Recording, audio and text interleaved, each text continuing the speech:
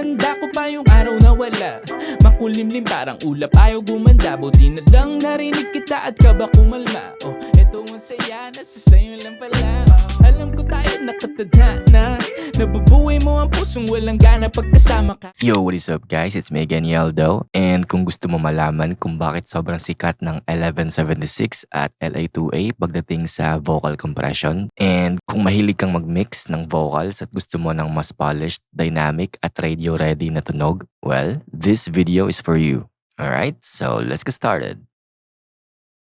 Ang 1176 is fast, aggressive at kaya niyang i-control yung transients ng vocals. Siya yung nagmamanage ng biglaang volume spikes. Ang LA2A naman is smooth, warm at very natural pakinggan. Parang glue na nagsasoften ng dynamics at binibigyan ng buttery character yung vocals. Kapag pinagsama mo tong dalawa, makukuha mo yung best of both worlds. Controlled pero natural. Upfront pero hindi harsh. So ito yung mas aggressive sa dalawa. Kaya it is important na alam mo kung paano ito i-dial ng tama. Input, ito ang nagpapataas ng signal papasok sa compressor. Mas mataas ang input, mas matindi ang compression. Output, dito mo babawiin yung gain na nawala after compression. Attack, dito mo i-control kung gaano kabilis mag-react ang compressor sa peaks. So fast, fully clockwise, dito niya hino-hold down ang loud parts. Slower, counterclockwise, mas pinapalampas niya ang transients bago i-compress. Release,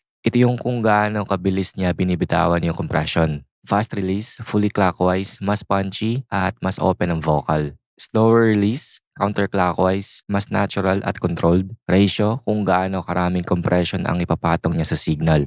4:1, natural at transparent. 8:1, mas tight at controlled. 12:1 and 20:1, halos limiting na, usually for extreme cases. Tas etong all buttons in, which is British mode. Kapag pinindot mo lahat ng ratio sabay-sabay, magiging super aggressive at saturated yung compression. Madalas itong gamitin sa parallel processing o para sa extra energy sa vocals. So ito naman yung chill, effortless at warm na compressor. Mas simple ang mga controls. Peak reduction, ito yung mismong compression knob. So mas iniikot mo to pakaliwa, mas intense ang compression. Gain, kino-compensate niya yung lost volume after compression. Limit and compress switch, dalawang mode. Compress mode, mas gentle compression, perfect sa vocals. Limit mode, mas matindi, parang brick wall limiter. So ang kagandahan ng LA2A, program dependent siya. Ibig sabihin, automatic niya ina-adjust ang attack at release time depende sa signal. Kaya sobrang natural niyang pakinggan sa vocals. So paano ba sila gamitin effectively? So let's first insert this 1176. Set the attack fast pero hindi sobrang fast at release medyo mabilis para may natural movement pa rin. Ratio mas madalas nasa 4:1 or 8:1 para may tight control pero hindi sobrang compressed.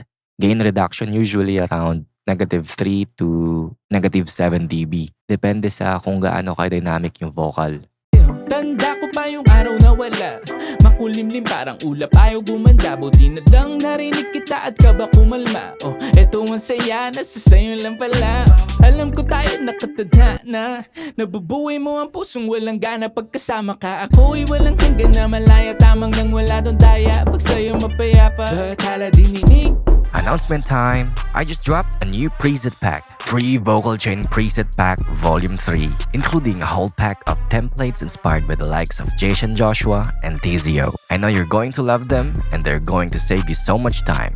So go and check them out after this video. Next is let's insert LA2A. Ito yung magpapasmooth ng vocals mo. Automatic attack and release settings. So all you need to do is adjust the peak reduction. Target mo lang ang gentle compression around -3 dB para may added smoothness lang. Tanda ko pa yung araw na wala, makulimlim parang ulap, ayaw gumanda. Buti na lang narinig kita at kaba kumalma. Oh, eto ang saya, nasa sayo lang pala. Alam ko tayo nakatadhana, pusong walang gana pagkasama ka. Ako'y walang hanggan na malaya, tamang nang wala dong daya. Pag sa'yo mapayapa, bathala dininig mo ang mutik kong hiling na makalapit sa magandang bituin. Kahit wana'y kinilig nang malaman dumating ka. So si 1176, siya yung nagko-control ng peaks at ginagawa yung vocal na mas consistent. And si LA2A naman is siya yung nagsosoften ng compression at nagdadagdag ng character. So kaya pag narinig mo to sa mix, parang effortless yung vocal, solid yung presence pero hindi tunog overly processed. Ganitong technique ang ginagamit ng mga pros sa industry, lalo na sa R&B, hip-hop at pop music. Tanda ko pa yung araw na wala makulimlim parang ulap ayaw gumanda. Buti na lang narinig kita at ka ba kumalma. Oh, eto ang saya, nasa sayo lang pala. Alam ko tayo nakatadhana, nabubuhay mo ang pusong walang gana pagkasama ka. Hanggang na malaya tamang nang wala doon daya. Tanda ko pa yung araw na wala makulimlim parang ulap ayaw gumanda. Buti na lang narinig kita at ka ba kumalma. Oh, eto ang saya, nasa sayo lang pala.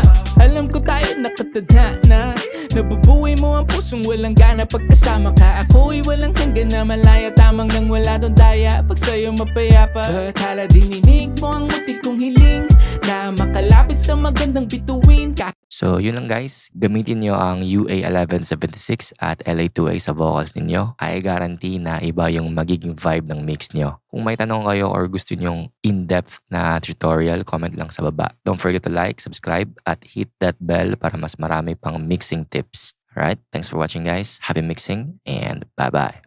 Always feel the love at home sa'yo. Tanda ko pa yung araw na wala makulimlim parang ulap ayaw gumanda. Buti na lang narinig kita at ka ba kumalma. Oh, eto ang saya, nasa sayo lang pala. Alam ko tayo nakatadhana, nabubuhay mo ang pusong walang gana pagkasama.